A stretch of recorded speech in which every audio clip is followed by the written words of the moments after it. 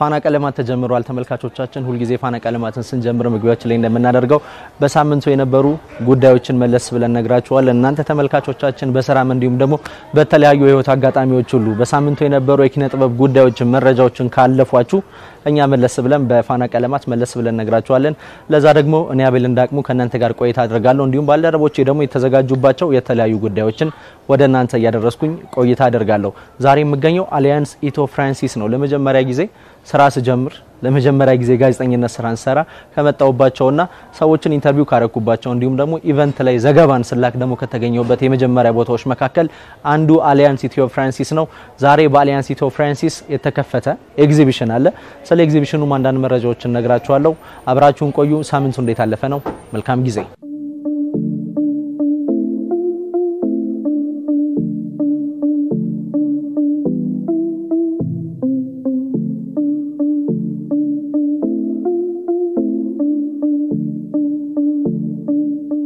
አሊያንስ ፍራንሲስ ባለም አቀፍ ደረጃ እንደ አውሮፓውያን አቆጣጠር በ1883 ነበር በፈረንሳይ ሀገር የተቋቋመው ዋና ዓላማው የፈረንሳይን ቋንቋ እንዲሁም ደግሞ ባህል ደግሞ ባለም አቀፍ ደረጃ ለማስተማር ነው በሀገራችን ኢትዮጵያ ደግሞ እንደ አውሮፓውያን አቆጣጠር ከ1907 ጀምሮ እዚህ ኢትዮጵያ ላይ አሊያንስ ኢትዮ ፍራንሲስ በመባል እንደ ተቋቋመ እናውቃለን ለበርካታ አመታትም ሀገራችን ላይ ለሚገኙ የጥበብ ዓለም ሰዎች የጥበብ ስራዎቻቸውን እንዲያቀርቡ እንዲሁም ደግሞ በየኤግዚቢሽኑ ያላቸውን አቅም እንዲያሳዩና እንዲሳተፉ ለማድረግ ትልቅ እድሎችን ሰጥቷል ዛሬም አሊያንስ የተገኘ ነው በአንድ ምክንያት ነው ሻዶ ኤንድ ላይት በተባለ ርዕስ እዚህ ሀገራችን ላይ በርካታ አርቲስቶች የጥበብ ስራዎቻቸውን አቅርበዋል ከዛም ባለፈ ደግሞ ባለም አቀፍ ደረጃ ስምና ዝና ያላቸው ከ35 በላይ የሚሆኑ አርቲስቶች በአሊያንስ ኢትዮ ፍራንሲስ ኤግዚቢሽናቸውን እያቀረቡ ይገኛሉ እኔ የኤግዚቢሽኑን አንዳንድ ክፍሎች እየተንቀሳቀስኩ ተመልክቻለሁ ከወደድኳቸው ቦታዎች መካከል አሁን የምንገኘው እንደምትመለከቱት ፎቶ ሙለታ ጋር እንገኛለን ፎቶ ሙለታ በሀገራችን ኢትዮጵያ በጣም ቆየት ካሉ ፎቶ ቤቶች መካከል ይጠቀሳል ከ1967 ጀምሮ እስከ 2005 ድረስ በመቂ እንዲሁም ደግሞ በዘዋ የተለያዩ ፎቶ ቤቶችን በመክፈት ከእንደዚህ እኔ የምትመለከቷቸው የድሮ ፎቶዎችን ትዝታ ወይንም ደግሞ በብላክ ኤንድ ዋይት የነበረውን የቀደመውን የፎቶ ያገራችን ትዝታ በደንብ ያስመለክተናል በአሊያንስ ኢትዮ ፍራንሲስ እንደነዚህና በርካታ የጥበብ ስራዎች ቀርበዋል በዚህ ኤግዚቢሽን ላይ ስላሉት ነገሮች ደግሞ በቀጣዩ ጉዳይ እንመለከታለን እሱን ተመልክተን በሌሎች የሳምንቱ እንዴት ያለፈ ጉዳዮች ደግሞ ተመልሰን እንገናኛለን መልካም ጊዜ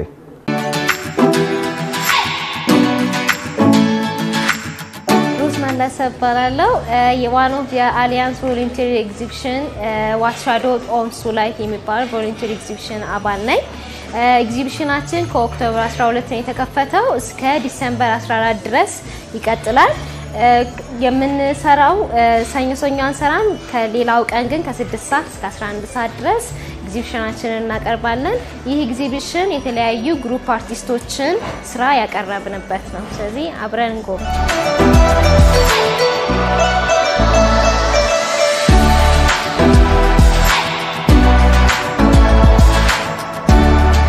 እዚህ ክላስ ደግሞ ለማቅረብ የፈለግነው ትራዲሽናል አርትንና ሞደርን አርትን አንድ ላይ አድርገን ነው ቪዥዋል ኢፌክቱ በጀርሚ ኦሪ ሲሆን ቀኒሱ ደግሞ በዮናኤል መርጋ ኢን ዘ ዌክ ኦፍ ላይት ኤንድ ሻዶ የሚለውን ያቀረብነው ማለት ነው ስለዚህ ሁለት አርቶችን ትራዲሽናል ኤንድ ሞደርን አርትን አንድ ላይ ኮላብ አድርገን ያቀረብነው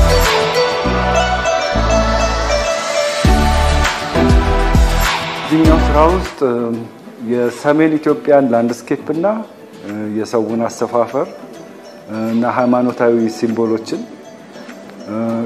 ከላንድስኬፕ ጋር የአርኪቴክቸር የሚቀየራል ከዛ ደግሞ በዚህኛው ሳይድ ደግሞ የደቡብ ኢትዮጵያን የእምነት ሲምቦሎች እንደ ኮንሶ እና የመሳሰሉትን እና የአርኪቴክቸሩ ነገር በእንትን በኤሌፋንት ሃውስ የሚባል የዝሆን ምናምን በባምቡ የሚሰራው ከቬጂቴሽኑ ጋር የተያያዘ ነው እዛም ይበቅል ባምቡ ካለ የምትበላው ምግብ ቆጮ ሊሆን ይችላል ፎልስ ቦናና ይሉታል ግን ኮባ ካለ በዚያ በሰሜኑ ደግሞ ስቴድ እንጨት ነው የምትጠቀመው ወይ ድንጋይ ነው የምትጠቀመው እና አንዳንዶቹ ስራዎች ላይ በድንጋይ የተሰሩ ፎቅና ምድሮችም አሉ አንዳንድ ገበሬዎች ቤት ራሳቸው ቸርችም ባይሆኑ ትንሽ የመስቀላው መሳቅለው እንጨት ምልክት ያደርጋሉ ያንን ከቬጅ አሁን እዚህ ጋር መታያቸው ምንድነው የሚባለው ኦሊቬራ ወይም ሬት የመሳሰሉ ይበቅላሉ በኖርዝ በኩል እና በቃ ቬጂቴሽኑን የሰው ኤግዛክትሊ የሚያርስ ሰው ወይም የሰው ይብላል ግን አርኪቴክቸሩ ቬጂቴሽን እና ላንድስኬፑን የመሬቱን አቀማመጥ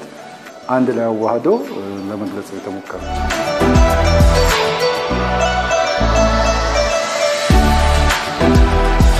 ይሄ ክፍል ደግሞ ለማቅረብ የሞከርነው የስደትን ስቃይ የማይግሬሽን ስቃይ ለማቅረብ ነው የሞከርነው። አሁን የምታዩት ክፍል ይሄ ጀልባው ተገልብጦ ብላችሁ ማሰብ ነው ማለት ነው። ስለዚህ ይሄ የምታዩዋቸው እጁ የተለያዩ እጆች ምንድነው የስደት ላይ ያሉትን ሰዎችን ስቃይ ለማቅረብ ሞክረናል ማለት ነው። የተለያዩ አይነት አርቲስቶችን ስራ አቅርበናል።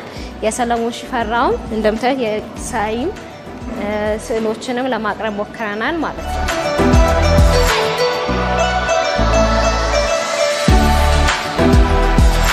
ይሄ የምታዩት ክፍል ደግሞ ፎቶግራፊ ሩማችን ነው። መጀመሪያ ፊት ለፊት የምታዩት የአይዳ ሙሉነህ ፎቶዎች ሲሆኑ በግራና በቀኝ ደግሞ የምታዩቸው ደግሞ የአይዳ ሙሉነህ ተማሪዎች ፎቶግራፍ ነው ያቀረብነው ማለት ነው። ከኢማጂኔሽን ሰምሰራ ላንድስኬፕ እንደ ባክግራውንድ ነው የምጠቀምበት ወይ ሲቲስኬፕ የከተማ ምናምን ዋናው ፊገሮቹ ናቸው። ሞስትሊ ሰዎች ወይ እንቅስቃሴያቸው ወይ ኢሞሽናቸው ኤክስፕሬሽናቸው ላይ ነበር ማተኩረው።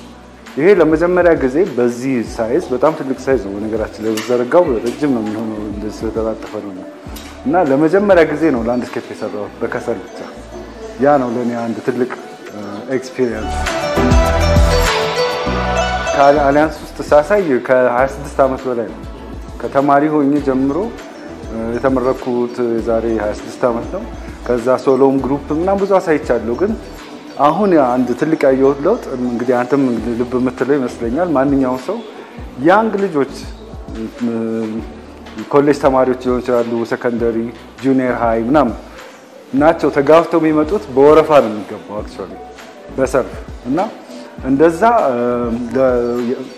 ለምሳሌ ኖርማሊ አሁን እኛ አርት ውስጥ የኖርን ሰዎች ወይ ስዕል የሚገዙ ሰዎች ወይ ስዕል የሚከታተሉ ሰዎች ስታስብን በኢትዮጵያ ፖፑሌሽን ትንሽ ነው።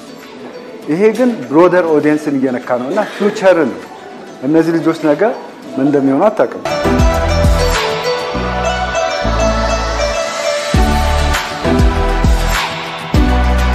ያስጎበኘኋችሁ ዋት ሻዶ ኦን ስቱላይት የሚለውን ኤግዚቢሽን በጣም የተወሰነውን ነው።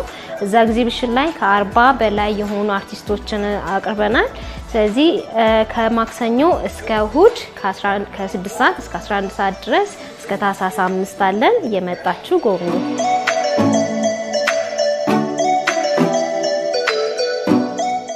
2009 ዓመተ ምህረት ከአዲስ አበባ ዩኒቨርሲቲ በጋዜጠኝነትና ስነ ተግባቦት የመጀመሪያ ዲግሪን ሳገኝ ፔፐርን የሰራሁት በሐውልቶች ላይ ነበር። ሐውልቶች ከመቆማቸው ባለፈ ያላቸው ፋይዳ ምንድነው፣ የሚኖራቸው ጥቅም ምንድነው የሚለውን ጥናት አድርጌ ነበር። አሁን እንኳን የመጣሁት ስለዛ ጊዜ ስለ ፔፐር ልነግራችሁ ሳይሆን በዓለም አቀፍ ደረጃ የሐውልቶቻችን ወይም ደግሞ የሐውልት አርት የተጀመረው ከዛሬ አሁን ካለንበት አመት ወደ 30 ሺና ወደ 40 ሺህ አመት መለስ ብለን ብንመለከት በጥንታዊቷ ግብጽ እንዲሁም ደግሞ በጥንታዊቷ ግሪክ እንዲሁም ደግሞ በሮም የተለያዩ የሐውልት ስራዎች እየተሰሩ ለሰዎች ማስተዋሻነት ከዛም ባለፈ ደግሞ ለአርት ወይም ደግሞ ለአደባባይ አርትነት ታሪክ ለመንገሪያነት ይቀርቡ ነበር። ዛሬ ላይ ደርሶ እንግዲህ በተለያዩ የዓለማችን ሀገራት በጣም ድንቅ የሆኑ ሐውልቶች እየተሰሩ ብዙ ህዝቦችም እየጎበኙ እንዲሁም ደግሞ ስለነዛ ሐውልቶች በርካታ ታሪካዊ ነገሮችን ማንሳት እንችላለን፣ መመልከት እንችላለን። የሰማዕታት ሐውልት መታሰቢያ በ1934 ዓ.ም የተሰራው የ6 ኪሎ ሐውልት ከሁሉም ሀገራችን ላይ ከተመለከትኳቸውና ለኔ በጣም የተለየ ስሜትና ትርጉሙ ከሚሰጡኝ ሐውልቶቻችን መካከል አንዱ ነው። ይሄ ሐውልት በ1934 የካቲቱን 12 ጭፍጨፋ አስመልክቶ በአዲስ አበባ 6 ኪሎ አካባቢ ነው የተሰራው። ይሄን ሐውልት ስመለከት በጣም ከሚያስገርሙኝ ነገሮች አንደኛው ከርዝመቱ አንፃር፣ ሁለተኛ ነገር ደግሞ ያሉት የአርት ፎርሞች ወይንም ደግሞ እዛ ላይ የቀረቡት የጥበብ ስራዎች እያንዳንዱ ነገሮች ስሜትን የሚያሳዩ ወቅቱን በትክክለኛው መንገድ የሚገልጹና በደንብ የሚያብራሩ ከታሪኩ ጋርም ተገቢነት ካላቸው ሀገራችን ውስጥ ከሚገኙ ትልቅ ሐውልቶች መካከል በዋነኝነት ልንጠቅሰው እንችላለን።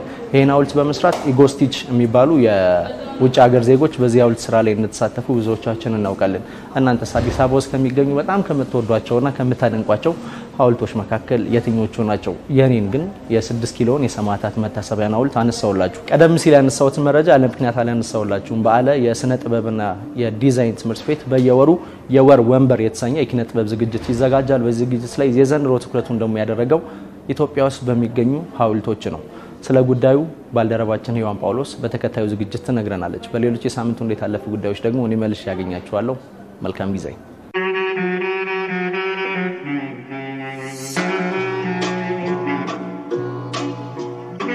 አደባባይ ላይ የሚቆሙ ሐውልቶች በብዙ ምክንያት የታሪክ፣ የሐሳብ፣ የውክልና ስፍራቸው በጣም ከፍ ያሉ ጉዳዮች ናቸው ሐውልት የሚሰየምላቸው። እንደ ሰው ካየናቸው እነዛ ሰዎች ከነበረው ነዋሪ አጠቃላይ ሐሳብን ወክለው ለዕለሰብ ሆነው መቆም የሚችሉ ትንሽም ኤግዛጀሬት የሚደረጉ ለኤግዛጀሬሽንም የሚመቹ ካራክተርስ ተመርጠው ነው ሐውልት የሚቆምላቸው።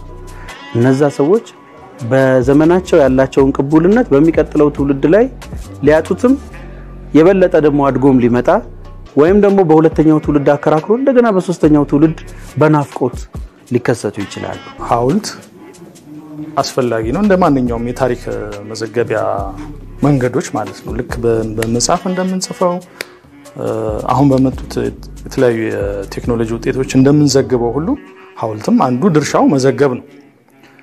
ከዛ ደግሞ ትልቁ ደግሞ ውበት ነው። አንድ የአደባባይ ሐውልት ከኢትዮጵያ ማህበረ ፖለቲካዊ ታሪክ የተለየ አይደለም፣ አካል ነው። ታሪክ በእይታ ጥበባት፣ በኪነ ህንፃ በመሰለው ሁሉ ኢትዮጵያ ተዘግባለች፣ ኢትዮጵያ ተዘክራለች። ያለፈችበት፣ የወጣችበት፣ የወረደችበት ነገር ሁሉ አደባባይ ሐውልቶች ውስጥ ሁሉ ኢትዮጵያ አለች።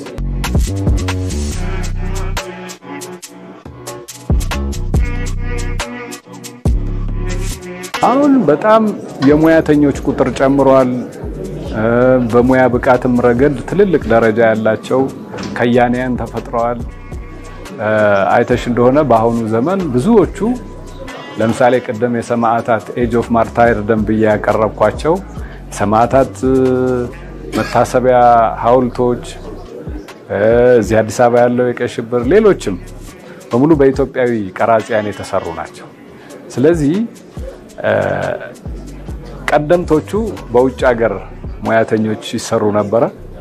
በኋላ ግን ከደርግ ድላችን ሐውልት በኋላ ኢትዮጵያውያን ቴክ ኦቨር ያያረጉ ኢትዮጵያውያን እየተተኩ ብዙዎቹን የጥበብ ስራዎች ኢትዮጵያውያን መስራት ጀምረዋል። አሁን ደግሞ በጣም ብዙ ሰዓሊያን፣ ቀራጺያን እየፈሩ ነው። ስለዚህ ትልቅ እድገት አለ ማለት ነው።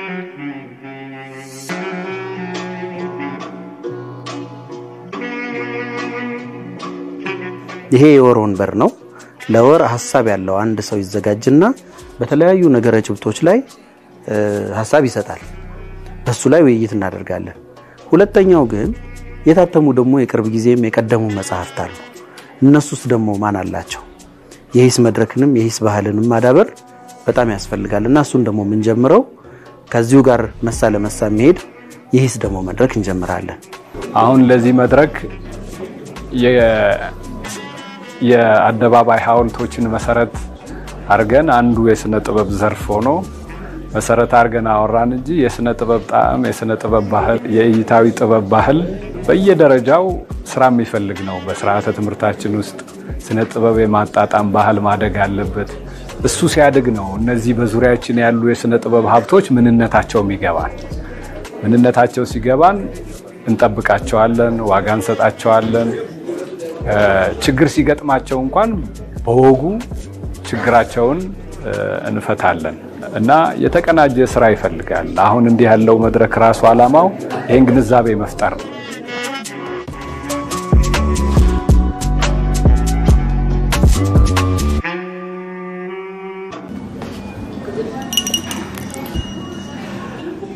ስለ አፍሪካውያን ሴት ሙዚቀኞች ሳስብ ቀድመው ወደ ጭንቅላቴ ከሚመጡት ሙዚቀኞች መካከል አንዷ ሶና ጆባርቴ ነች። ሶና ጆባርቴ ጋምቢያዊት ሙዚቀኛ ነች። በተለየ መንገድ ደግሞ የምትታወቀው ኮራ የተባለውን ባህላዊ ሙዚቃ በመያዝ የኮራ ሙዚቃን እንግዲህም የተለያዩ ባህላዊ ሙዚቃዎችን ከዌስት አፍሪካን ከዓለም አቀፍ የተለያዩ ስልቶች ጋር በማዋሃድ ትጫወታለች።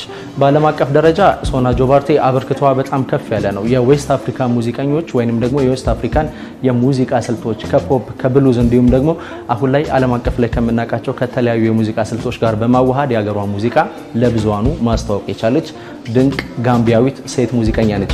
ከዛ ባለፈ በዓለም አቀፍ መድረኮች ላይ ትላልቅ ኮንሰርቶችን ማቅረብ ችላለች። ግን ሶና ጆባርቴ በልዩነት የሚነሳንዳት ትልቁ ስራዋ የምዕራብ አፍሪካን ሙዚቃን በዓለም አቀፍ ደረጃ ለማስተዋወቅ በዛው በሀገሯ ጋምቢያ ውስጥ የሙዚቃ ኢንስቲትዩሽን በማቋቋም ብዙዎች የሀገራቸውን ሙዚቃ እንዲማሩ ከዛም ባለፈ ደግሞ ኮራን በተለየ መንገድ አጫዋቱን ከትውልድ ወደ ትውልድ እንዲተላለፍ ለማድረግ በአፍሪካ ሙዚቃ ውስጥ በርካታ ስራዎችን እንደሰራች ትታወቃለች። ስለ ሀገራችን ሴት ሙዚቀኞች ስናነሳ በግንባር ቀደምትነት ከምንጠቅሳቸው ሴት ሙዚቀኞቻችን መካከል አንዷ እጅጋየሁ ሽባባው ወይንም ደግሞ ጂጂ ነች። 51ኛ የልደት በዓሏን አክብራለች። እሱን አስመልክቶ ስለ እጅጋየሁ ሽባባው ድንቅ ሙዚቃዎችና እሷን አስመልክቶ በተከታዩ ዝግጅታችን ባልደረባችን በቃሉ የሚለን ነገር ይኖራል። እሱን ተከታትለን ተመልሰን እንገናኛለን። ፋና ቀለማት ነው። ሳምንቱ እንዴት አለፈ እየተባባልን ነው። መልካም ጊዜ።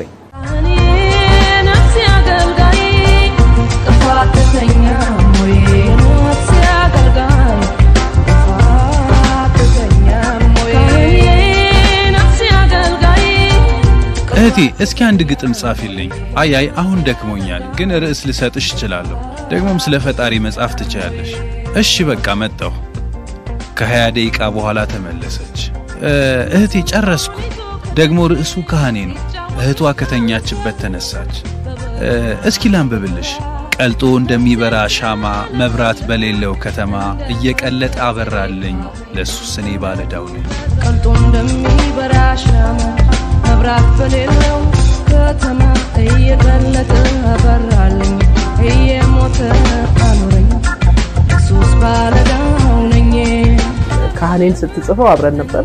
እኔ ያለቀስኩ ነው ያዳመጥኩት ገና ዜማው ሳት ዘመን ዘመን የዘላለም አይደለም ወይ የሰጠኝ ሙሉ ግጥሙ ስታነብ እህቷ ማልቀስ ጀመረች። እሷ ግን እየሳቀች ካህኔ የነፍስ አገልጋይ የሚለው ደግሞ አዝማቹ ነው። እሺ እህቷ በጥርጣሬ አይን እየተመለከተቻት አይ አሁንማ ልትጽፊዋችም ውሸትሽን ነው። አረ በፍጹም አሁን ነው የጻፍኩት። ይህ የ20 ደቂቃ ታሪክ ዘመን ተሻግሯል። ተሰጥዋ ዛሬም ድረስ ይወደዳል። ያስገራሚ ተሰጦ ውጤት እንደሆነም ይነገራል። ይህ ልብን የሚያናውጥ ብቃት የተሰጣት የሙዚቃ ኮከብ እጅጋየሁ ሽባባው ታሪክ ነው። ይህቺ ባለ ታሪክ ደግሞ ከዛሬ 51 ዓመታት በፊት በዚህ ሳምንት በቻግኒ ነበር የተወለደችው። ተውሽሸኛል ሸሽም ተውሽሸኛል ሸሽም እንዲያስንባባል አለብኝ ጅልም ጅልም ተውሽሸኛል ሸሽም ባለታሪኳ ስራዎቿ በርግጥም ከተወለደችበት ትንሽዬ ገጠር ከተማ ተነስቶ እስከ መላው ዓለም ድረስ ይደርሳል። ግጥምና ዜማዎቿ ፍጹም ኢትዮጵያዊ ቢሆኑም ወንዝ ተሻግረው ቋንቋና ባህሉን በማያውቁ ሁሉ ይወደዳሉ። ጓዜን ተክልሉልኝ ሄዳለሁ ፍለጋ ፍለጋ ፍለጋ ሪናማሰው ሎጋ አውሎጋ ግቢ ያደኩበት ግቢ ቤተሰቡ ሰፈሩ በጣም ትልቅ ነው። ህልምሳይ እንኳን እዛ ነው ብዙ ጊዜ አእምሮሽ ያደግሽበት ቦታ ነው ያየሽበት ቦታ ነው ብዙ ሪፍሌክት ማድረግ ነው።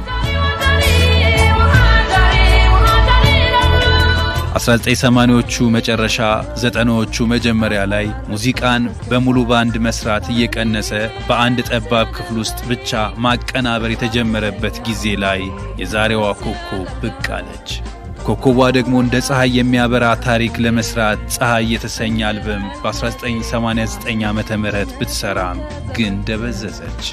የእጅጋየሁ ሽባባው ጂጂ የመጀመሪያ ስራ የሆነው ፀሐይ አልበም እንደ ልፋቷና ድካሟ አልተደመጠላትም ነበር።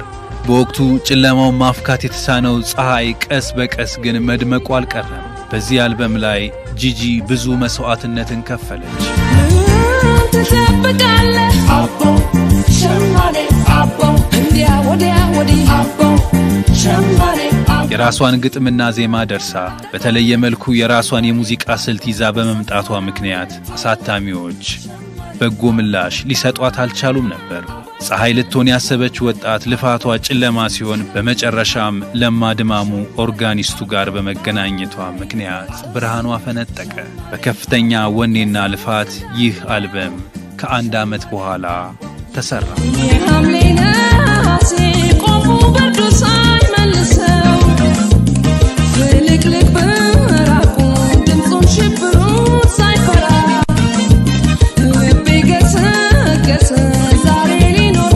ጂጂ የተወለደችው በቻግኒ ሰጋዲ ሚካኤል የሚባል የገጠር ቀበሌ ውስጥ ነው። ገና በልጅነቷ በእናቷ አሰልጣኝነት ከእህቶቿና ከጎረቤት ልጆቿ ጋር በመሆን ቲያትር እየሰሩ ያቀርቡም ነበር። ዛሬ በስዋቀር ተዘታው ገደለኝ ሰው ከብት ያየው ያንገበገበኝ ዋጃሪዋ ፖሊስ ነው ያባት መሪዎች እናት መስሉ 16 ዓመት እንደሞላት ደግሞ ወደ አዲስ አበባ መጣች። ወደ ሴንት ሜሪ ትምህርት ቤት ብትገባም ለሙዚቃ ያላት ፍቅር ግን ትምህርቷ ላይ ችላ እንድትል ያደርጋት ነበር። ትምህርት ቤት ስለማትመጣም በኋላ ላይ ተባረረች። የማታ ትምህርቷን ብትቀጥልም በድጋሚ አቋረጠች። ከጥቂት ጊዜያት በኋላም የሙዚቃ ፍቅሯ እየጨመረ ሲመጣ ለቤተሰቦቿም ሳትናገር ተደብቃ ወደ ኬንያ ተጓዘች። በኬንያም ቢሆን ሕይወት ቀላል አልነበረም። ከጉዞዋ ጀምሮ አስቸጋሪ ኑሮዋም ከባድ ቢሆንም በመጨረሻም ባቲ የተሰኘ ባንድ ማቋቋም ቻለች።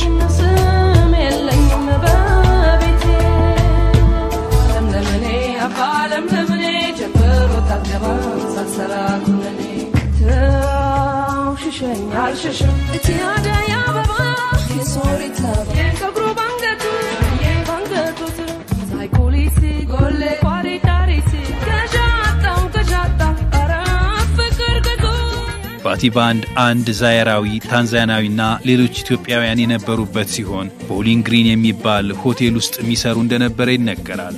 በኋላ ላይ ባንዱ በተለያዩ ችግሮች ምክንያት ተበተነ። ጂጂ በኬንያ ቆይታዋም እንደገና መማር የጀመረች ቢሆንም በኋላ ላይ ግን አቆመችው። የሙዚቃ ፍቅሯ ለሌሎች ነገሮች ቦታ እንድትሰጥ አልፈቀደላትም ነበር። ታዲያ በቀጥታ ወደ ሀገሯ ተመልሳ የመጀመሪያ አልበሟን ፀሐይን ለሕዝብ አደረሰች። ጂጂ ወደ አሜሪካ የተጓዘችው አልበሟ ከመከፋፈሉ አስቀድሞ ነበር።